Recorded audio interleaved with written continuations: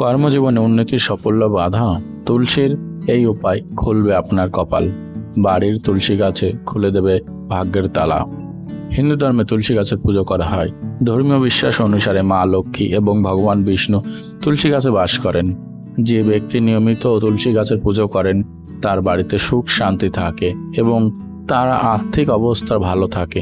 তুলসী গাছে ঘরে থাকলে নেতিবাচক আসে না এবং ইতিবাচক বজায় থাকে।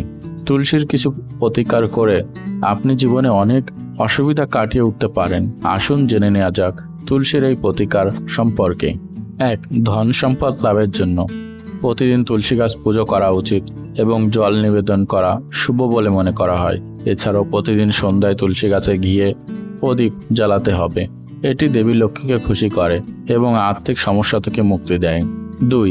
শনি দোষ থেকে মুক্তি পান। আপনি যদি শনি দোষের খারাপ প্রভাবের সম্মুখীন হন তাহলে বাড়ির মন্দিরে তুলসীর মূল রাখুন এবং প্রতিদিন প্রার্থনা করুন। এমনটা বিশ্বাস করা হয় যে এর ফলে শনি দোষের প্রভাব কমে যায় এবং ঘরে সুখ সমৃদ্ধি থাকে। 3.